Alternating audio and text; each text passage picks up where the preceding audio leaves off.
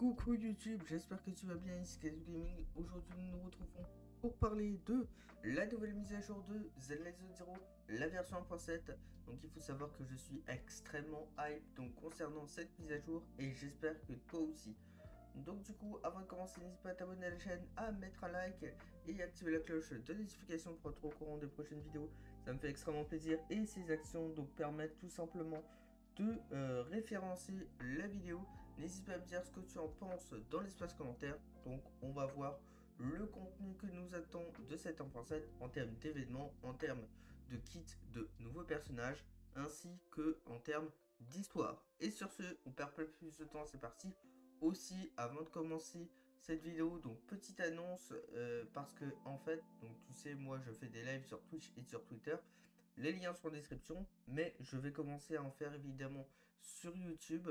Donc ce week-end, je vais essayer de tester, donc de voir via le streaming, donc via la plateforme. Et si j'y arrivera, donc on se fera de multi-stream. Donc ce qui est plutôt un bon point pour toi, puisque ça veut dire qu'on va se faire régulièrement de petits lives YouTube. Bon, la version .7 aussi, elle sera disponible, donc selon mes calculs, donc c'est sujet à changement, mais elle serait disponible le mercredi 23 avril 2025 sur le jeu. Donc ce jour-là, on aura également la suite de l'histoire principale et ce sera l'épilogue. Donc en soi, après la version 1.7, je ne sais pas si tu sais, mais on passera à la version 2.0 et donc l'épilogue, donc c'est la dernière quête finale de la version 1.7. Aussi, je te mets une vidéo sur la fiche i en haut à droite de cette dernière où cette vidéo regroupe les informations que nous avons officiellement concernant la 2.0. Mais bon, voilà, retournons au sujet de la vidéo de récap de ce live de la version 1.7. Donc lors de celle-ci, on aura l'histoire principale, la quête d'histoire principale. Donc ce qui nous a été dit lors de l'histoire principale, en vrai, je suis plutôt hype également pour cette dernière.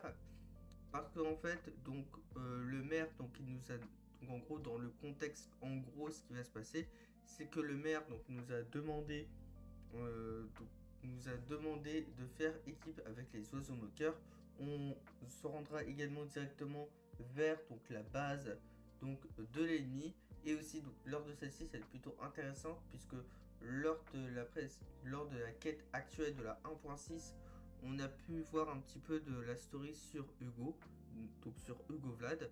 Donc là, on va voir lors de cette quête si celui-ci a survécu et un petit peu du lore par rapport à Viviane.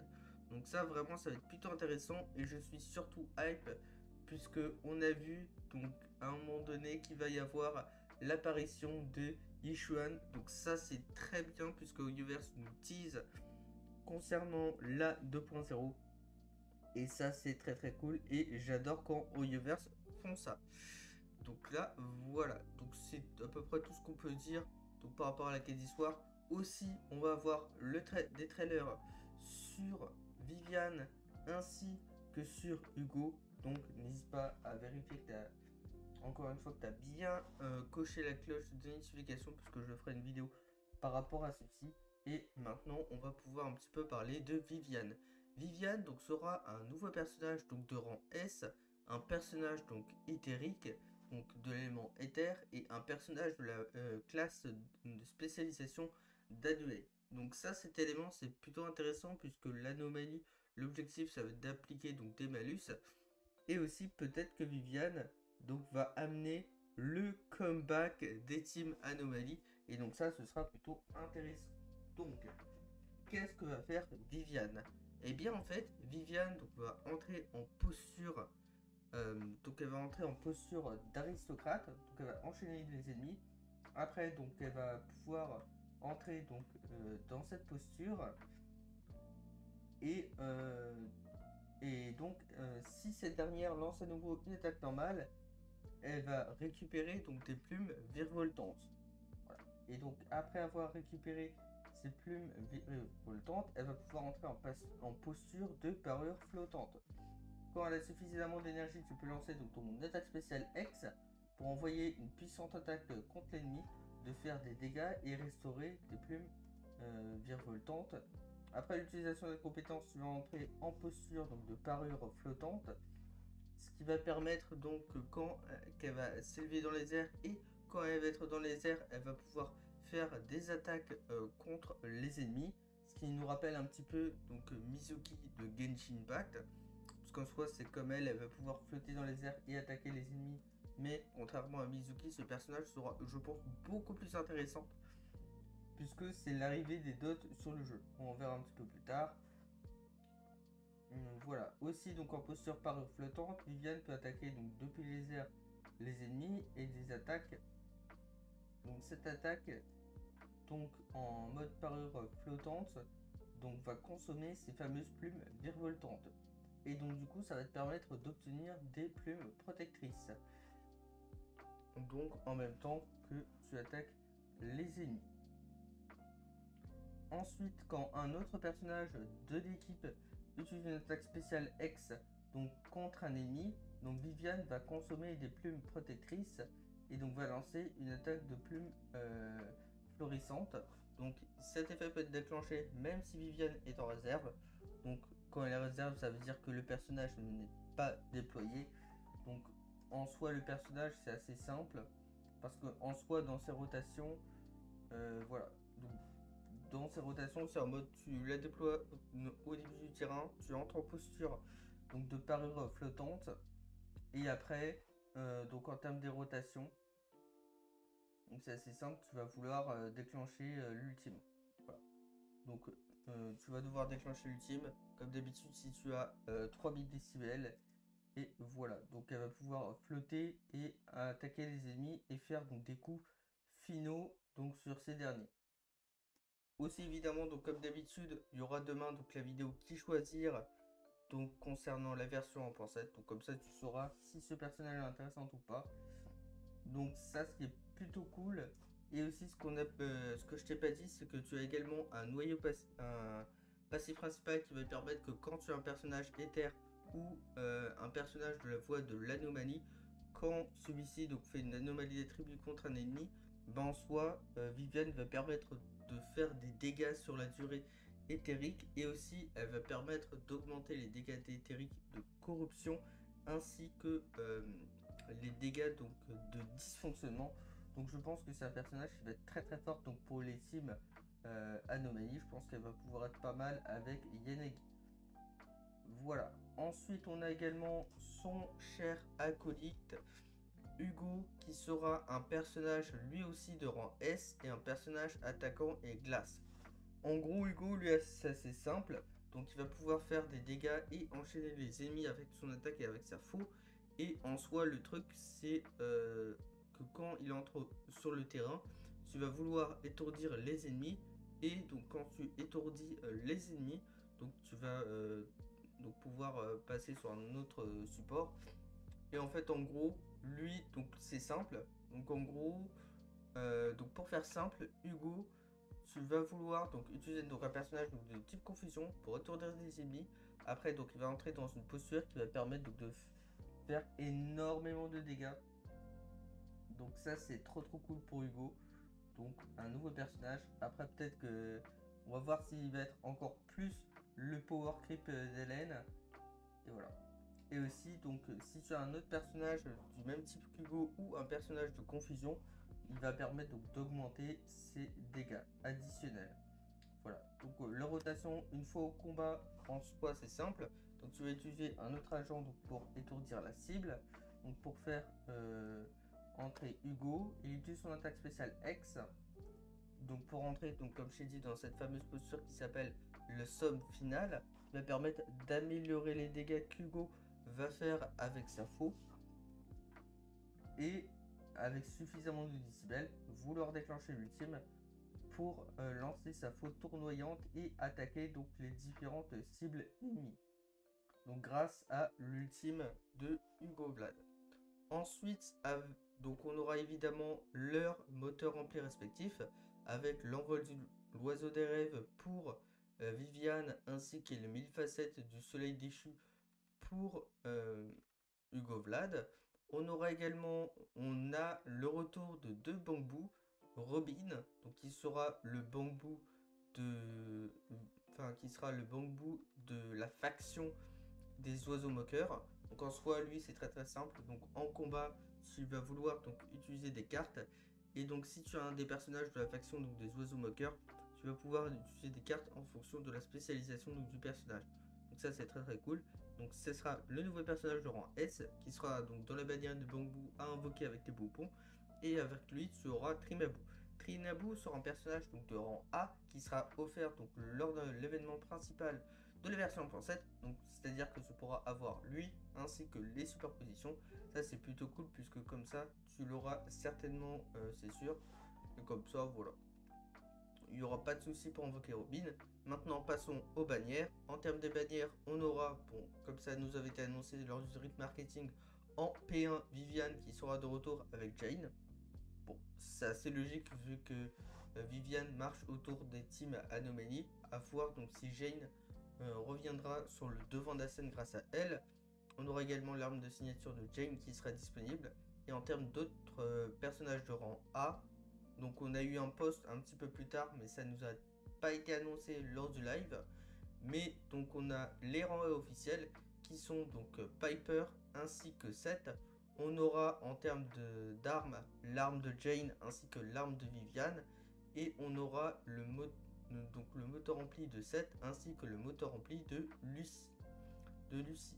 En seconde partie, on va voir donc Hugo Vlad avec les 1000 facettes du Sud déchu et avec un autre personnage 5 étoiles qui celui-ci est très intéressant puisque ce qui est plutôt bien joué de la part de Yoverse, c'est que comme Hugo Vlad marche avec les personnages de type confusion, il y a Lighter. Et Lighter c'est un personnage qui est très intéressant parce qu'en soi lui tu vas appliquer la confusion en faisant tes auto-attaques et ce qui est très intéressant pour ce personnage là, c'est que celui-ci va permettre de baisser les résistances élémentaires, donc feu et glace.